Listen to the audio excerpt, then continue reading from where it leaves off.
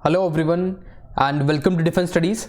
तो आज की इंपॉर्टेंट थीम है ई कॉमर्स और ये थीम नंबर 20 है out of the 30 most important themes for your CA paper 2।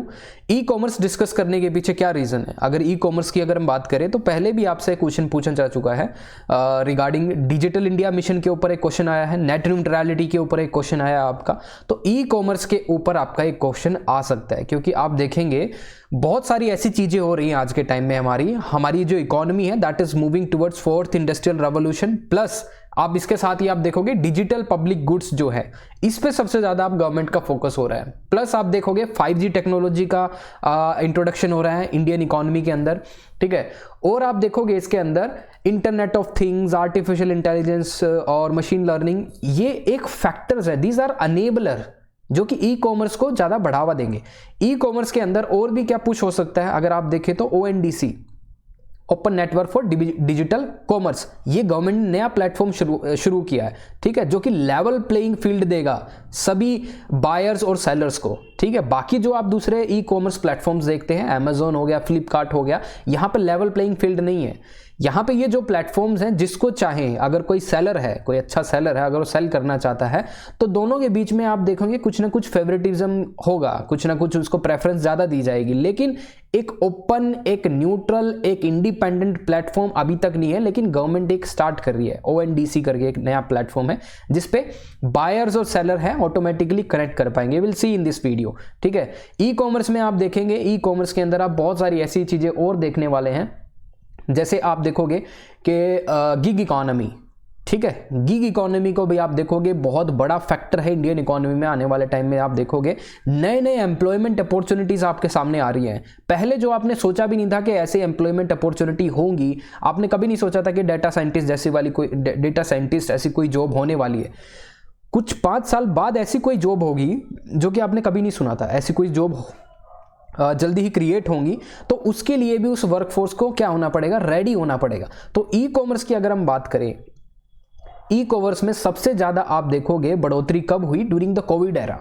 Covid के टाइम पे जब रेस्ट्रिक्शन हुए, लॉकडाउन लगे, हर एक चीज जब मूवमेंट नहीं कर रही थी फिजिकली, जब लोगों की मोबिलिटी को कंस्ट्रेंट किया गया, तो ई कॉमर्स जो वेबसाइट्स थे, जो नेटवर्क था, इतना ज़्यादा काम में आया, आप उसका हिसाब नहीं लगा सकते हो। आप ऑर्डर कर रहे थे और आपके घर चीज़ें डिलीवर हो रही थी। एक नेटवर्क पहले से ही था हमारे पास, लेकिन कोविड के बाद से जो डिसरप्शन हुआ, ई कॉमर्स प्लेटफॉर्म की आप देखोगे इंपॉर्टेंस और भी ज़्यादा बढ़ गई। ओके, एक नया ट्रेंड आया, एक नया लाइफस्टाइल है हमारे लोगों में।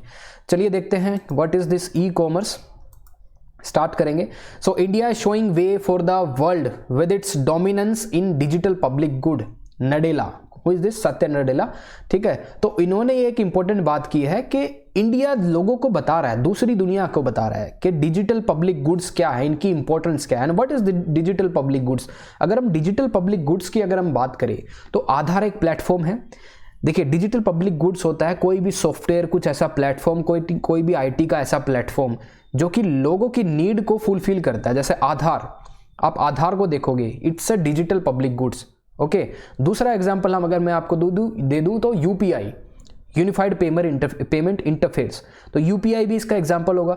और मैं एग्जांपल दे दूं जैसे डिजिटल पब्लिक गुड्स का, आपने कोविन ऐप देखा होगा, कोविन ऐप, ठीक है। कोविन ऐप आपने देखा था, इस पर आप रजिस्ट्रेशन कर रहे थे ड्यूरिंग COVID-19, जब आप वैक्सीन के लिए रजिस्ट्रेशन कर रहे थे तो कोविन ऐप का आपने यूज़ किया था। आरोग्य सेतु ऐप आपको पता होगा, आरोग्य सेतु, तो ये सोर्स ट्रेसिंग का था। कोई भी अगर इन्फेक्टेड पर्सन है तो उसको इस पर रजिस्ट्रेशन करना पड़ता था, ठीक है, तो सोर्स ट्रेसिंग का था, ठीक है। ये सभी चीज़ें डिजिटल लॉकर, डिजी लॉकर, ये सभी चीज़ें आपके डिजिटल पब्लिक गुड्स के अंदर आती हैं, ठीक है।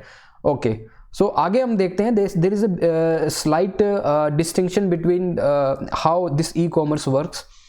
अब देखोगे बिजनेस टू बिजनेसेस और बिजनेस टू कस्टमर्स, दो तरह के आप देखोगे इंटरेक्शन होते हैं। बिजनेस टू बिजनेसेस आपस में, अब देखोगे कोई भी इंटरमीडिएटरी प्रोडक्ट है, एक बिजनेस उसको परचेज करता है, दूसरा फिर उसको वैल्यू एडिशन करके दूसरा फिर मार्केट में सेल कर देता है, that is business to businesses. Business to customers है जहां पे आप देखोगे बिजनेस और कंज्यूमर्स के बीच में इंटरेक्शन हो रहा है। जैसे ई कॉमर्स वेबसाइट्स की अगर बात करोगे, directly you are the consumer, okay. इसके बाद हम देखते हैं इंट्रोडक्शन में अगर हम बात करें तो ई कॉमर्स के कौन कौन से मॉडल हैं, जो मैंने आपसे बात कर लिया, business to businesses and business to customers और कंज्यूमर्स। अब मार्केट प्लेस देखते हैं, इन्वेंट्री मॉडल देखते हैं, टाइप्स ऑफ प्रोडक्ट्स की अगर हम बात करें, मार्केट प्लेस में अगर हम देखें तो company only provide electronic platform to act as an facilitator, ये मार्केट प्लेस है। लेकिन इन्वेंट्री में आप देखोगे, इन्वेंट्री में कंपनी खुद ब खुद अपना स्टॉक ही बेचती है, ठीक है, इन्वेंट्री बेस्ड मॉडल में। इसीलिए ई कॉमर्स में आपने देखा होगा नए जो रूल्स आए थे कि एक लेवल प्लेइंग फील्ड होना चाहिए। कंपटीशन कमीशन ऑफ इंडिया ने एक ई कॉमर्स वेबसाइट के लिए नई एडवाइजरी जारी की थी कि आप इन्वेंट्री मॉडल फॉलो नहीं कर सकते। अगर आपके इन्वेंट्री के अंदर 25% से जो ज़्यादा आप देखोगे जो कि प्रोडक्ट्स हैं वो एक कंपनी के हैं या फिर आपकी खुद की हैं, खुद की कंपनी के हैं, तो आप ई कॉमर्स वाली कैटेगरी में नहीं आओगे। आप खुद का सामान बेच नहीं सकते हो अपने ही प्लेटफॉर्म पे, ठीक है। तो ये अगेंस्ट होगा कंपटीशन फील्ड के, ठीक है। तो that is against this competition. उन्होंने बोला फिर दूसरा मॉडल अडॉप्ट कर सकते हैं आप, मार्केट प्लेस, जहां पे company only provides electronic platform to act as an facilitator. Okay, आपको मार्केट प्लेस का काम करना है, आपको इन्वेंट्री मॉडल नहीं फॉलो करना है। अब देखते हैं टाइप्स ऑफ प्रोडक्ट्स क्या हो सकते हैं। जैसे FMGC बहुत इंपॉर्टेंट है, फास्ट मूविंग कंज्यूमर गुड्स। इसमें फास्ट मूविंग कंज्यूमर गुड्स में आप देख सकते हो इलेक्ट्रॉनिक्स के अंदर आपके मोबाइल फोन्स आ गए, मेडिसिन आ गई आपके, और भी जैसे आप देखोगे एग्रो प्रोडक्ट्स हो गए जो भी फास्ट मूविंग कंज्यूमर गुड्स के अंदर होता है। दूसरा आप देखोगे services, gaming, banking, entertainment, web service, advertisement, ये सभी आपके ई कॉमर्स के उससे मिलती हैं।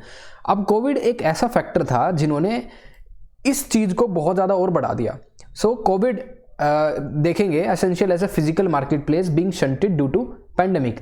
तो फिजिकल मार्केट प्लेस था जो बंद हो चुका था कोविड के टाइम से, उसके बाद एक नई चीज़ हमारे सामने आती है, पहले भी थी लेकिन एक बहुत बड़े स्केल पे ई कॉमर्स प्लेटफॉर्म सब यूज़ करना स्टार्ट कर देते हैं। ओके, अब हम देखते हैं इश्यूज़ क्या है ई कॉमर्स के अंदर। सबसे पहले हम देखेंगे बिजनेस एंड प्राइसिंग स्ट्रेटेजी। पहला हम देखेंगे पेनिट्रेटरी प्राइसेस, डीप डिस्काउंट्स। बहुत बार एक्यूजेशन लगाई जाती हैं ई कॉमर्स वेबसाइट्स पे कि डीप डिस्काउंट्स आपको दिए जाते हैं। कई बार इसको बैंक को भी इन्वॉल्व किया जाता है कि बैंक के साथ आप टाई अप करके डीप डिस्काउंट फॉलो करते हैं, ठीक है। कई बार डीप डिस्काउंट्स अमेजन पे आते हैं, कई बार फ्लिपकार्ट पे आते हैं। तो आप देखोगे दैट, और स्मॉल सेलर्स जो होते हैं ये कंप्लेंट करते हैं time and again. Small sellers हो गए या फिर दूसरे जो प्लेटफॉर्म्स हो गए जो कि स्नैपडील हो गया, और भी जो नए नए प्लेटफॉर्म्स हैं जो कि कैपेबल नहीं है डीप डिस्काउंट देने के लिए, ठीक है। बिग बिलियन डे आपके सामने आता है, आपके सामने फेस्टिव सीजन सेल आती है। तो ये जो डीप डिस्काउंट्स है ये अगेंस्ट द कॉम्पिटिशन है, right. So competition, monopoly, acquisition, Flipkart acquired Myntra, आप देखोगे वॉलमार्ट एक्वायर कर रहा था बहुत सारे रिटेल हाउसेस को इंडिया के अंदर, तो वो नहीं हो पाया, ठीक है। तो competition, monopoly, acquisition, Flipkart acquired Myntra, ये भी आप देखोगे ये जो एक्विजिशन होता है, ये एक्विजिशन होता है, ये मोनोपोली क्रिएट करता है, ठीक है। एक ही अगर जो ई कॉमर्स प्लेटफॉर्म है वो सभी को एक्वायर कर लेगा तो over the period of time आप देखोगे कोई हेल्दी कंपटीशन नहीं रहेगा। अगर कोई कंपटीशन नहीं रहेगा तो फिर वो बाद में अपने हिसाब से चार्ज करना शुरू कर देंगे। सो कंपटीशन जितना ज़्यादा रहेगा, एक हेल्दी कंपटीशन रहेगा, कंज्यूमर को उतना ज़्यादा बेनिफिट है। तो ये एक्विजिशन जो है, ये आप देखोगे मर्जर जो हैं ये प्रॉब्लम क्रिएट करते हैं। उसके बाद आप देखोगे Amazon sell its own product through subsidiaries, kill competition in small businesses. Example Amazon basics, कितने सारे आप देखोगे आपके पास अलेक्सा है, ठीक है। और इसके साथ फ्लिपकार्ट देखोगे आपको डिफरेंट साउंड सिस्टम आपको देता है। आप देखोगे यहाँ पे हेडफोन हो गए, ईयरफोन हो गए, डिफरेंट चीज़ें जो कि वही ई कॉमर्स प्लेटफॉर्म बना के अब देने लग गया। यूनिकॉर्न बबल देखोगे, एक ये भी इशू है। और वैल्यूएशन आप चीज़ों के कर देते हैं जो कि over the period of time crash होते हैं। Funding and investment need one door investment policy की ज़रूरत है, ठीक है। अभी आप देखोगे अभी नए स्टार्टअप्स के अंदर कितने तरह से आप इन्वेस्टमेंट कर सकते हैं, FDI के थ्रू, प्लस आप उसमें इन्वेस्ट कर सकते हो एज एन एंजल इन्वेस्टर, आप उसमें इन्वेस्ट कर सकते हो as an venture capital fund. तो एक need one door investment policy हमें चाहिए, ओके। अब हम देखते हैं रिफॉर्म्स। अगर हम रिफॉर्म्स की बात करें, e commerce rules under consumer protection amendment act 2020, right. ये 2020 अमेंडमेंट एक्ट आया था जिसके अंदर हमें मेंशन करना ज़रूरी था, अगर कोई भी प्रोडक्ट आपकी ई कॉमर्स वेबसाइट पे पब्लिश होता है तो आपको मेंशन करना होगा कंट्री ऑफ ओरिजिन। क्योंकि इस टाइम पे हम देखना था 2020 के अंदर गलवान वैली इंसिडेंट हुआ था। जब गलवान वैली इंसिडेंट हुआ था तो इंडिया ने देखा कि हमें फाइंड आउट करना है कि चाइना से हम कितना ज़्यादा इंपोर्ट कर रहे हैं। तो लोगों के अंदर अगर ये पता चल गया ये प्रोडक्ट चाइना से है, ठीक है, और उस टाइम पे anti China product boycott movement भी चली हुई थी, ठीक है। तो ये हमें पता लगाना बहुत ज़रूरी था कि कौन सा प्रोडक्ट कहाँ से ओरिजिनेट हो रहा है, कंज्यूमर को पता होना चाहिए कहाँ से ओरिजिनेट हो रहा है। तो खुद ब खुद वो अगर चाहें तो चाइना को बॉयकॉट कर सकते हैं। गवर्नमेंट इसके लिए सब स्पॉन्सर नहीं कर रही थी कि आपको चाइना के अगेंस्ट क्या करना है, बॉयकॉट करना है। ये सभी चीज़ें गवर्नमेंट ने स्पॉन्सर नहीं की थी। तो गवर्नमेंट ने एटलीस्ट एक इस इंपॉर्टेंट चीज़ इसके अंदर लेके आई थी, you need to mention the country of origin. उसके बाद आप देखोगे can not differentiate between consumer arbitrarily, आपको एक लेवल प्लेइंग फील्ड देने की जरूरत है। Cannot sell 25% goods from one seller, okay, एक 25% गुड्स एक सेलर से ही आप भेजोगे तो इसका मतलब है वो आपका इन्वेंट्री मॉडल में जाएगा, ठीक है। वो एक लेवल प्लेइंग फील्ड नहीं कर रहा है। एक ही सेलर से आप 25% दे रहे हो तो इसका मतलब ये है सेलर आपको बाद में कुछ ना कुछ इसके अंदर मार्जिन दे रहा है, ठीक है। तो इन सभी चीज़ों को खत्म करने के लिए गवर्नमेंट ने क्या लाया है, एक नया प्लेटफॉर्म दिया है। मैं आपको दिखाता हूँ एक वीडियो, बहुत इंपॉर्टेंट वीडियो है, ONDC करके है, open network for digital commerce. Please see this video. Its share in India's total retail ecosystem is still a tiny one in contrast to its massive physical commerce industry. This share further goes down in small towns and rural areas. The bottleneck lies in the current platform-centric structure of the e-commerce value chain, where a buyer and a seller can only transact through the specific platforms they are both listed on. Let's understand this with an example. A buyer needs something, logs on to her favorite app, searches for the item, and finds limited options to buy. She has to juggle between multiple apps to find more options. And there are so many other sellers not available on the apps the buyer uses, and they could potentially have offered her better options in terms of price, quality, and delivery. But alas, she has no way to discover them. On the other hand, a typical seller usually lists themselves on a limited number of apps. Guess what? There are several other apps from which buyers are ordering the same items where he is not registered. This is a massive missed opportunity for the seller. Besides, the seller is also bound by the terms and conditions of the apps he sells from. And needless to say, building their own platforms is not feasible for most sellers given that it's complex and expensive to set up the entire e-commerce value chain. Because of this, millions of buyers and sellers are unable to join the existing e-commerce model. ONDC, or Open Network for Digital Commerce, is a Government of India-backed initiative. It is a network-based open protocol that will transform the e-commerce landscape in India by connecting all the buyers to all the sellers on the network. This happens through an interoperable protocol that allows the unbundling of the e-commerce value chain. This will freely enable a buyer using one app to transact with a seller listed on a different app, as long as both apps are on the ONDC network. ONDC is similar to how UPI works for digital payments, where a sender and a receiver can have different banks and can be on different apps, but can still have a transaction. Likewise, on ONDC, the buyer and the seller can be on different apps and can still have a transaction. ONDC is designed to bring the next big revolution to the e-commerce industry. Let's understand how a typical buyer would benefit from ONDC. Right, तो आपको ये देखने के बाद बहुत कुछ समझ में आया होगा कैसे ये ई कॉमर्स के लिए एक बहुत बड़ा रेवोल्यूशन लेके आने वाला है, ठीक है। तो इस वीडियो का लिंक मैं आपको शेयर भी कर दूंगा। आप एक YouTube पे सिर्फ ONDC लिख देना तो वहाँ पे आपको ढेर सारी वीडियो आ जाएंगी, आपको ONDC समझ में आ जाएगा। बहुत इंपॉर्टेंट है आपके एग्जाम के लिए भी।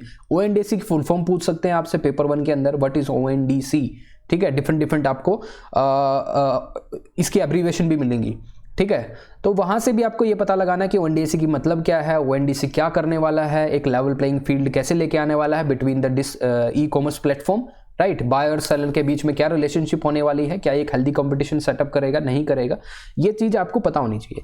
So this is all in this video. और कोई इंपॉर्टेंट चीज़ जो आपको लगे कि हमें डिस्कस करनी चाहिए, आप हमसे शेयर कर सकते हैं, ठीक है।